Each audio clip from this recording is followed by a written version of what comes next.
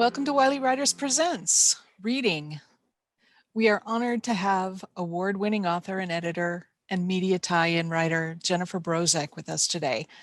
She's the author and voice talent for the 5-Minute Stories and ShadowBytes podcasts.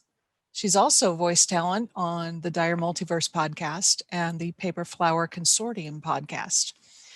You'll find a link to Jennifer's website in the show notes below. Be sure to give it a look. Today, Jennifer is going to be reading ShadowBytes. It's a mosaic story told through 5 pieces of connected flash fiction, originally written for the Violent Life Shadowrun podcast. Welcome, Jennifer. Thank you. I appreciate you having me. Welcome to ShadowBytes. I hope you enjoy this dive into Shadowrun. For those of you who don't know what Shadowrun is, think The Matrix meets Tolkien meets Blade Runner in a dystopian role-playing game universe that has been around since 1980. This series was inspired by my time working in corporate America. Fortunately, I'm now a full-time author. Let's begin. ShadowBytes. Worthy. You are worthy of hope, of love, of belonging. Never forget that. Nina nearly burst into tears as the human woman before them, Elizabeth, spoke. It was so rare to find true kindness in the Redmond Barrens that it almost hurt to hear. She wasn't the only one sniffling.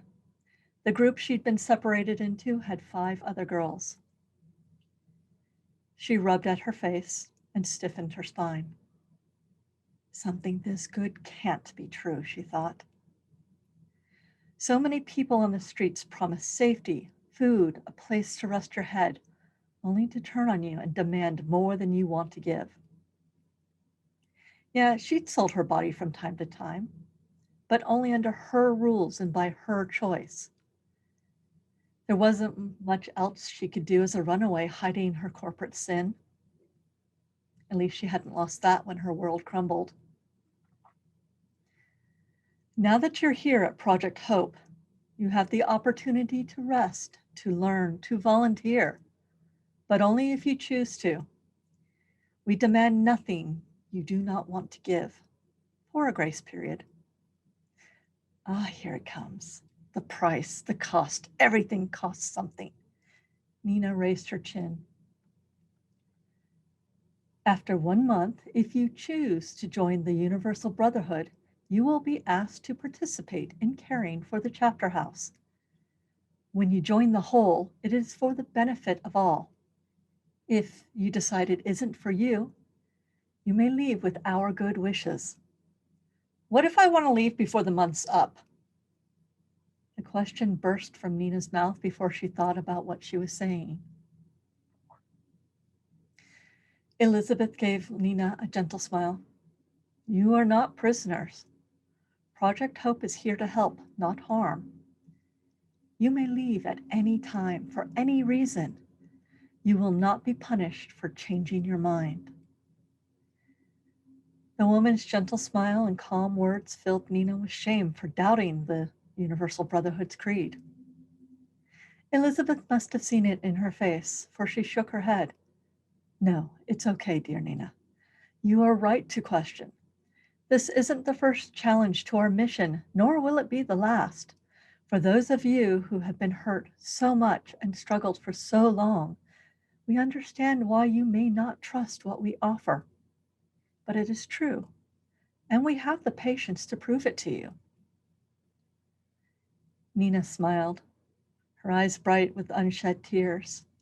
Perhaps she had found a new family, a new home, one to replace the home she'd lost and the family she'd rejected. She had to give them the benefit of the doubt, didn't she? You don't have to believe me. Believe one of your own. Elizabeth gestured, and a familiar teenager walked in from a side door. This is Jazz. She will answer all your questions. Jazz? Nina thought with wonder. cleaned up and smiling like she'd never smiled on the streets? It was Jazz, the little orc girl who'd helped her out from time to time. She was too savvy to be taken in by a scam. Right then and there, Nina gave her heart and soul to the Universal Brotherhood. Elizabeth's peaceful smile faded the moment she left the interview room. She knocked once on the observation room door before entering. Inside, her superior and mentor, Shauna, watched the 6 girls as the 5 recruits asked questions about the Universal Brotherhood and life within the chapter house. Well, Shauna asked.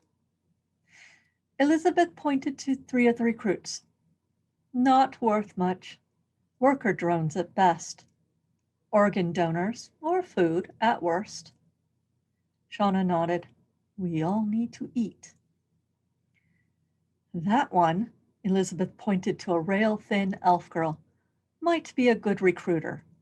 Clean her up, get some meat on her bones, make sure she believes, and send her out. She's got natural charisma. The 2 women fell silent as they contemplated Nina. After a long moment, Shauna asked, assessment. Something special, I think. She's got real potential. Queenly potential? Elizabeth paused. Perhaps. Warrior without a doubt. It's the fighter in her. Strong will, but malleable. Are we looking for a new mother? Shauna nodded. We must expand. If not a mother's personal guard. Watch and make sure before we invest the time and energy in her. Elizabeth bowed her head, then returned to the interview room. As Shauna watched, the recruiter matron split off the girls into pairs, keeping Nina with Jazz. Easier to observe from within the safety of the dorm room itself. She allowed a slow smile to split her face as she thought, perhaps this one will be worthy.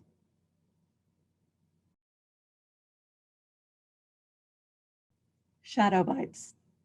Non-compliant. Shane Yoshida. Shane looked up and saw the HR secretary beckoning. Miss Mori is waiting for you. Thank you. He gave her a small bow before entering the frosted glass door. Being summoned to a meeting with a member of Renraku's human resources was always a nerve-wracking experience. It could mean good things, like a raise, or very bad things. Shane preferred not to think negatively. He'd been working very hard on the latest budget proposal. Miss Mori gestured to the seat across from her desk as he entered. Used to her brusque manner, Shane complied. Good afternoon, Miss Mori. He never once used her first name Clarice in conversation. He wouldn't even have known it if it weren't emblazoned on her desk nameplate. Please fill out the short survey on the data pad. He glanced at it and gave her a quizzical look. She returned a tight smile. Such surveys must be filled out in front of an HR representative. Procedure. Of course. Picking up the data pad, he saw that it was a simple form. Name, address, comlink, job title, current project, number of hours worked on it, estimated hours to go. It was all stuff he could have filled out in an email. There was nothing to do but obey his corporate masters. Miss Mori interrupted his typing. Please use the formal Renraku name for the current project, not the internal name. Shane paused, then deleted Chimera project from the form. You're monitoring me. Of course, easier to fix mistakes like the one you just made. His stomach did a lazy flop as he nodded. This was not right. He couldn't figure out what was wrong, but something was. He activated his smart glasses to get the exact hours he'd worked on the chelate density project budget and frowned as his access was denied. I can't reach my workstation. I need it to get the exact numbers worked. Miss Morey looked up.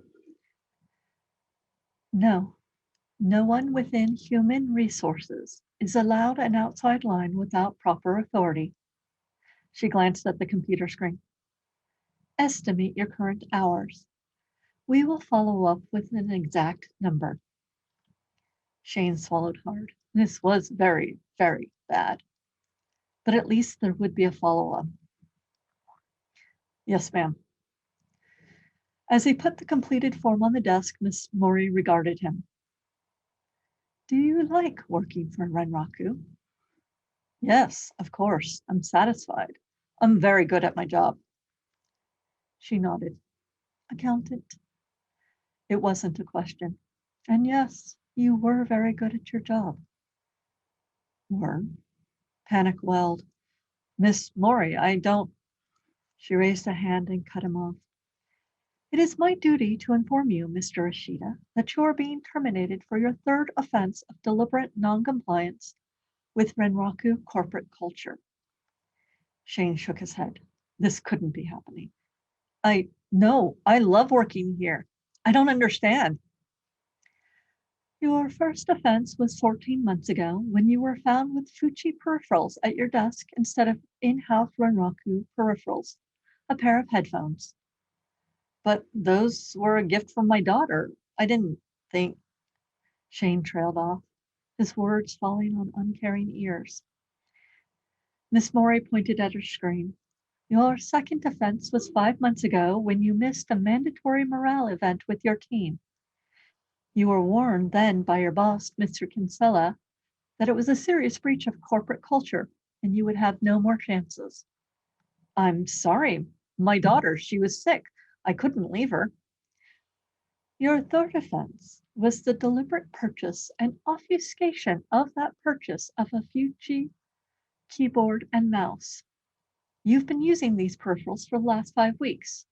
With the ongoing disagreements Renraku has with Fuji, this offense cannot be overlooked. You don't understand. Shane squeezed his hands together tightly. I work long hours. That keyboard and mouse combo helped keep me working. They're the most comfortable. Can't you see I use them to help me work harder for Renraku? There was no understanding nor acceptance in the HR woman's face.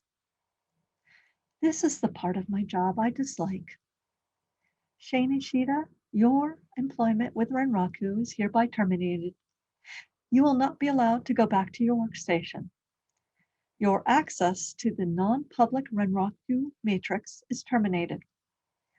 All personal items at your desk have been boxed up with the exception of the Fuji peripherals. They need to be examined for spyware, malware, and ICE. Do you understand? As she spoke, a large human member of the Renraku security team walked in and placed a box on the table. He did not leave the HR office. Instead, he stood by the door and watched Shane as if he were a dangerous bug. There must be some mistake. I've worked here for 10 years. I'm loyal. I love Renraku. It was as if Miss Morey couldn't hear him speak. As you are being terminated for noncompliance with corporate culture, you are not entitled to a severance package. However, you do receive your unused vacation days. She placed the silver cred stick on the desk between them. He could do nothing except watch her click off the items on her checklist as his world crumbled into pieces. As you are no longer employed by Renraku, deceased, and do not have a corporate employed spouse, you will be required to move out of the company apartment. You have 2 weeks. After that, you will be charged guest rates of 500 new yen per week until you vacate. Also, your children, unless they can be placed with a Renraku approved surrogate foster parent, no longer qualify for corporate schooling. I'll add a list of approved Renraku fosters to your termination paperwork, should you choose to go that route. She looked him in the eye. Do you have any questions, Mr. Ishida? What do I do now? Miss Mori gave him that tight smile again. That is your choice. You are no longer Renraku's concern. Have a good day. ShadowBytes. Hunger and the hand that feeds it. Come on, Rain, come on! Thunder held Lightning up with one arm as she shot at the street samurai with her makeshift pistol. The weapon had so many scavenged parts, it could barely be called a gun. She backed out of the stuffer shack, pleading with the gods above that they survive this robbery gone wrong. Fraggin' Rain, fraggin' dumbass going after the obviously armed guy, Thunder muttered as she left their third behind, too hopped up on who knows what. She glanced at the elf boy she half dragged, half carried. Lightning, wake up, help me. Awake, Fragger hurt me bad. He held a bloodied hand to his even bloodier stomach, trying to keep my insides there. You're not so bad, Beauty, you're fine, we're almost to safety. Thunder tightened her grip on the elf's waist and used her orcish bulk to hold him along. She didn't even put the makeshift pistol away. No one stopped to help or hinder them, not in Touristville. Eventually, someone would come and get a body count. She ducked them into a broken building and headed down the stairs to a part of the basement that wasn't flooded, overrun with vermin, or otherwise occupied. It'd been their crash pad for a couple of weeks now. They called it Storm Den because they'd taken on the street names of Rain, Lightning, and Thunder. Really, it was just full walls that didn't leak. Rain should have recognized him. Numbers, by the numbers, should have backed down, died when he didn't have to. The elf boy coughed as Thunder put him down as gently as she could. He's not dead yet. Beast, look at me.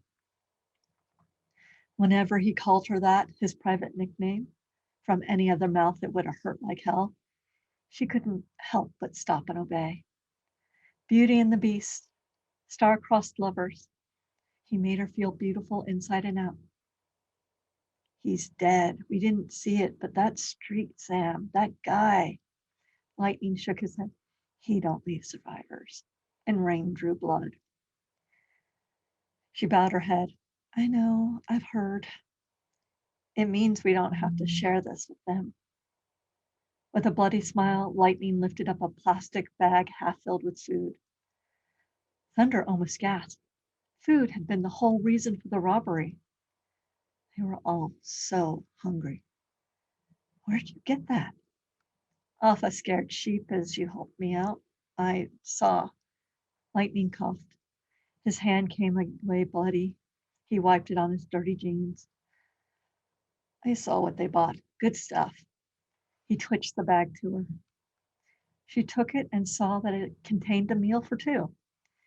2 cans of new soy calf, 2 krill and soy beef burritos, 2 candy bars.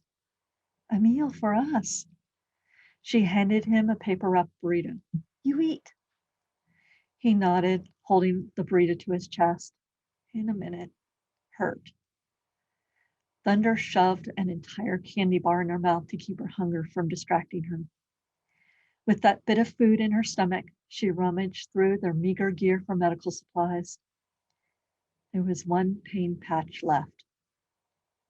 Grimacing at her hesitation, Thunder peeled it and stuck it to Lightning's neck.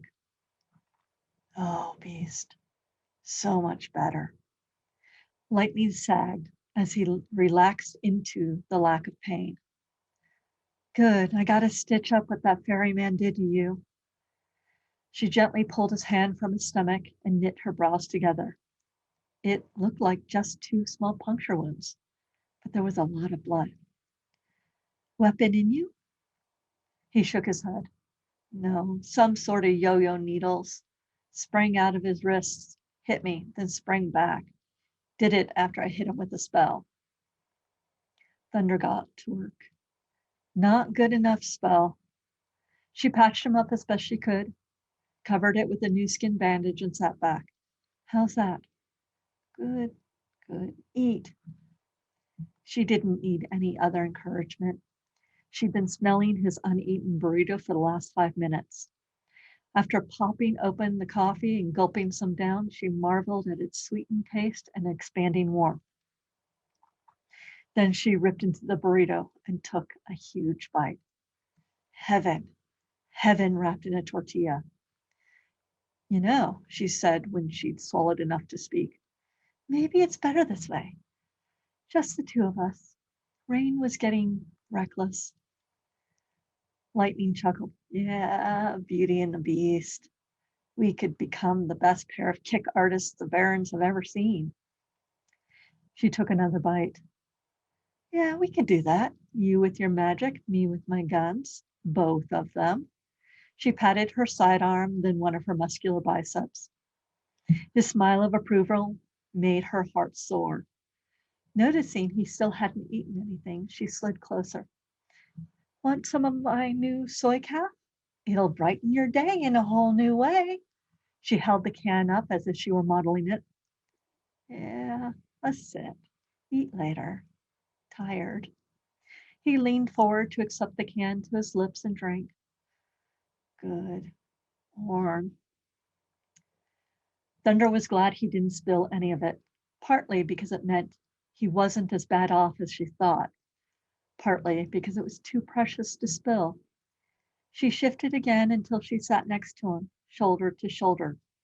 She let him lean into her as she continued to eat, slower now, to savor the sensations and tastes. Would we really go buy Beauty and the Beast? Isn't that a little on the nose? She glanced his way, and his head nodded. And again, we're gonna be good kick artists. Simple is good. It's not like it's rocket science. We go in, we beat people up, we get them to pay the boss, whoever that is, get a great rep, and get paid too. Daydreaming about a better life came to an end as she sucked down the last droplets of soy calf from the can and unashamedly licked the bits of burrito from the greasy paper.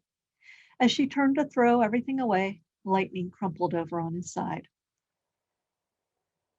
Thunder did not gasp or panic or do any of those histrionic things you saw women in the trids do when such things happen. She swallowed hard and moved Lightning back into a sitting position. His mouth hung slack in that not sleeping way she'd seen too often in the Barrens. Blinking back her tears, she checked his breath, his pulse, his heartbeat. Dead, dead, dead. All conscious thoughts left her mind as she considered him, her beautiful elf boy, her beauty. Her hands moved to the food he had not eaten, including the burrito she carefully took from his limp hand. She opened the coffee and gulped it down, letting it almost burn her throat in her haste. She attacked the burrito with savage intent, eating it with great bites, careful not to let any food go to waste. Last, the bittersweet dessert, a candy bar gobbled in 2 bites. Both meals and a promising partnership gone between one eye blink and the next. As she covered his face with his jacket, then rifled through his pockets for anything useful, Thunder realized her lover had given her one last gift. For the first time in ages, her hunger was gone, satisfied. A brief moment of respite. Then it was time to move.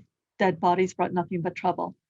She didn't know what she was going to do now, but she would figure it out. She had no other choice.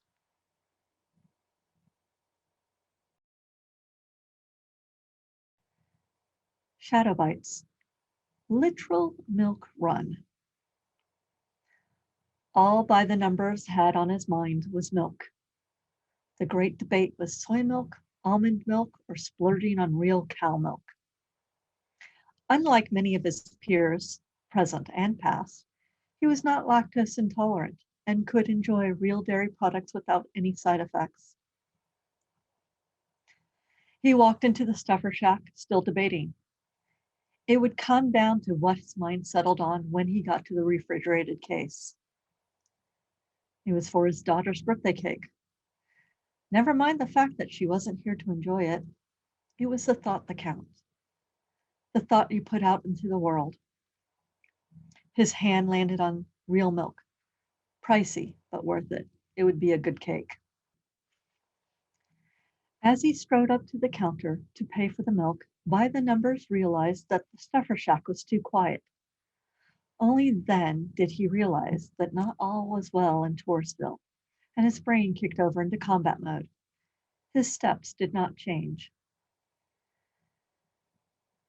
Human male teenager by the register, bladed weapon in hand, makeshift sword, beaten iron, 0.55 meters long, robber.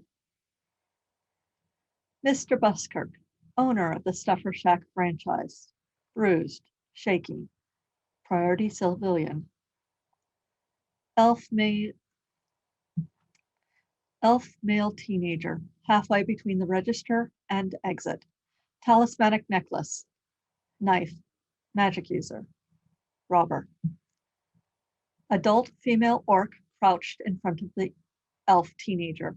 Mook, scenery that bleeds.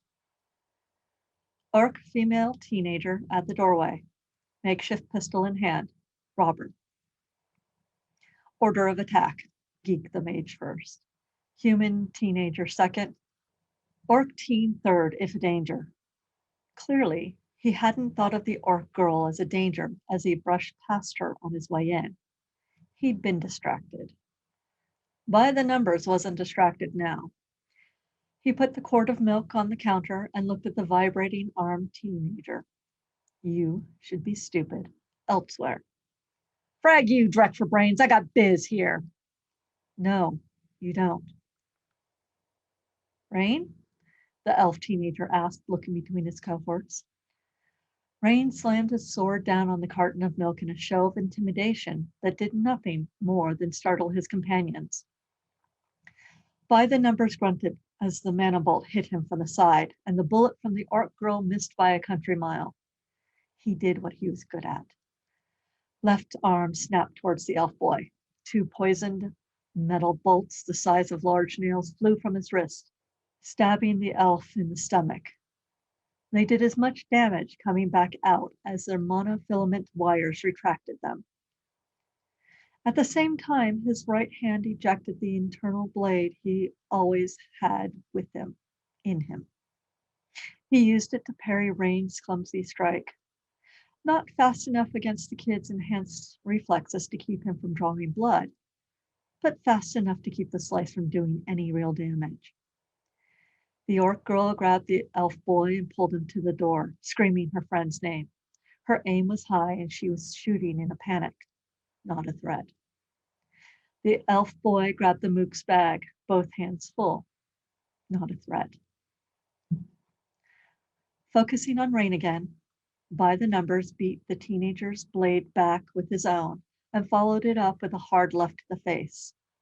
As Rain staggered and fumbled for a hidden weapon, the street samurai sliced him twice and ended the fight with a stab to the heart. After a moment, he cleaned his blade on the dead street rat's clothing. I'm sorry, Mr. Buskirk. All I wanted was some milk. Good riddance to that lot, the old man spat. Been trying to rough me up for protection money. By the Numbers helped up the shaking old orc woman. She skittered away from him and out the door without a word of thanks. He shook his head and followed after. Numbers, wait, Mr. Buskirk called. Your milk. He bustled out from behind the counter to retrieve the new carton and brought it over. On the house. He hesitated, then took the offering. Sorry about the blood. That's what insurance is for. No worries, your face is clean, just like we agreed. Numbers nodded. Appreciate it. He left the stuffer shack, milk in hand, but no longer in the mood to bake a cake to celebrate his absent daughter's birthday. Wherever she was, She was probably having a much better time than him celebrating it.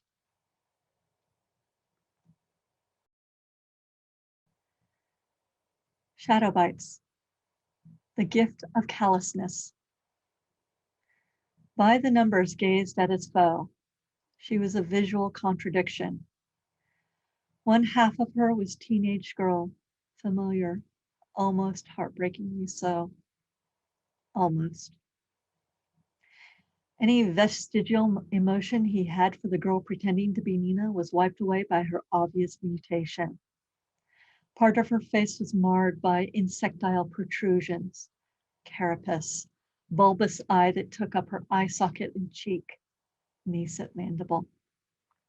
Daddy, please. The man that was the father of the body you inhabit is no more.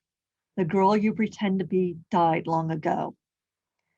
The street samurai still paused. The flesh-form warrior was almost dead. It could not fight physically. Not anymore. It used what it had left in order to survive, the memories of the daughter he thought he'd done his best for. His hesitation made the monster use what little magic it had left to hide its true appearance. No longer did a mutated monster lay on the ground. Unharmed, unbloodied, unsullied, his daughter lay there. Daddy, it tried again. He scowled and slammed his last full magazine into the Ares Predator. He was almost out of ammo. He had the Predator, a full magazine for the Colt Manhunter on his belt, and 4 shots left in the pistol itself. Then he was down to blades. Another glance at the mirage, his daughter on the floor. Though she looked unhurt, it was all smoke and mirrors. The girl tried again. You don't know what they did to me. They cored you out and stuffed a monster in you. She shook her head, dark hair flowing. My foster parents, the one you... She shook her head, dark hair flowing. My foster parents, the ones you abandoned me to.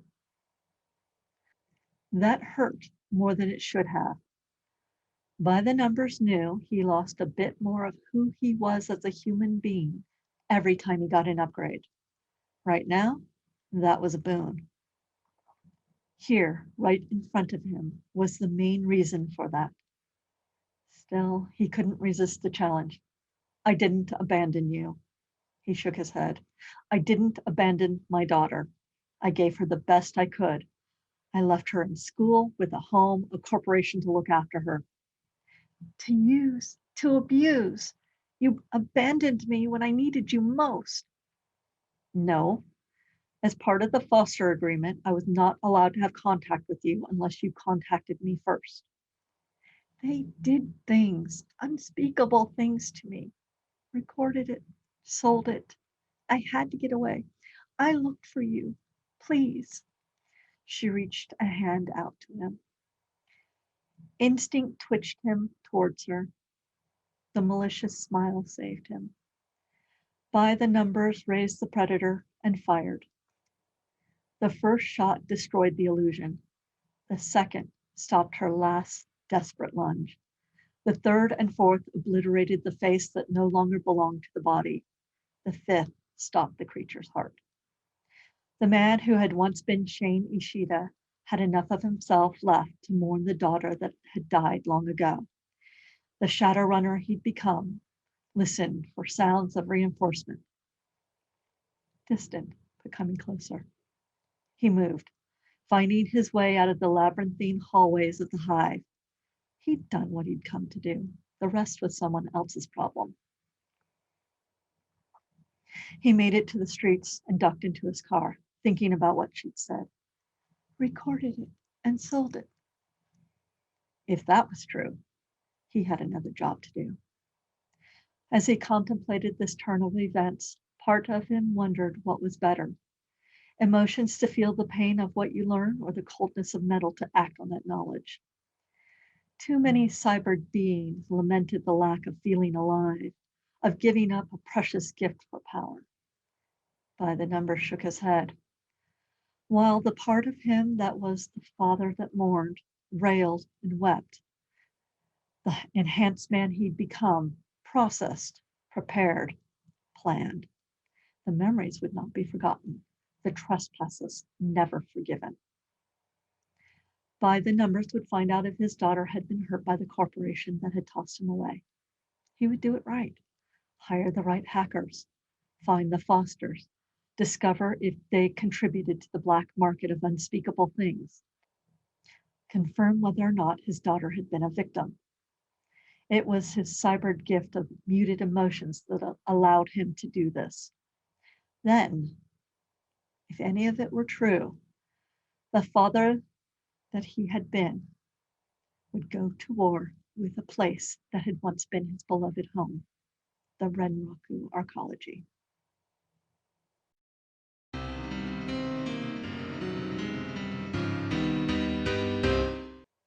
Thus is an origin story for Shane Ishida, otherwise known as By the Numbers. If you enjoy my Shadowrun fiction, you can find more of it under Makeda Red, Dockwagon 19, A Kiss to Die For, and See How She Runs.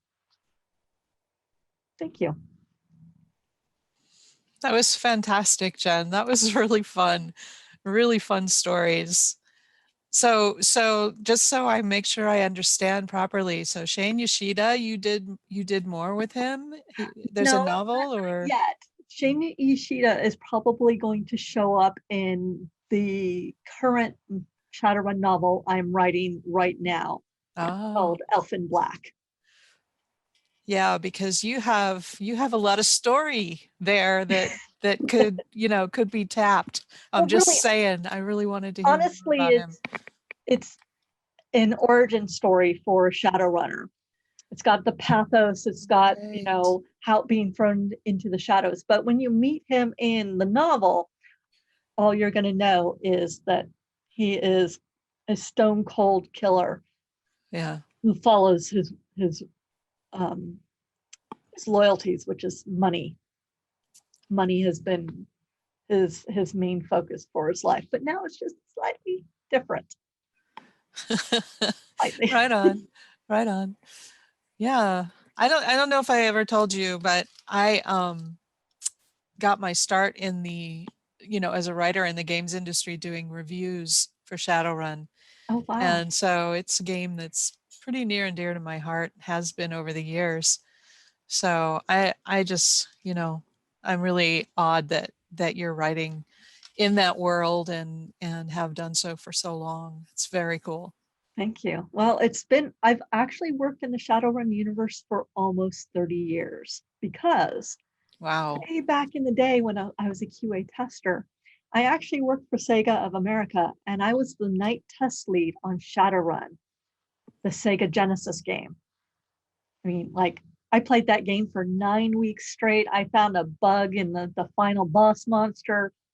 I did all that. And it was very cool for me to end up working with Harebrained Schemes on Shadowrun Returns because it actually picked up the main character for the Sega Genesis game, 20 years later, 30 years later. It was so much fun. A little bit of closure maybe or continuity there. That's A pretty little bit. I cool. mean, I wasn't a writer back then, Mhm. but I'm a writer now and I've been doing it for a long time. 3 novellas, a novel. I've been working on the second novel. I have 2 more novellas and another novel planned as well. Mhm. Mhm. Well, we're definitely glad that you came to read for us today, and I really appreciate it. So, thank you so much. Really. Thank you for having me. I very much enjoyed it. And I thought when you said make sure it's dark, I'm like, oh, it got dark for you. Yes, yes. No, that was some meaty darkness. That was really good.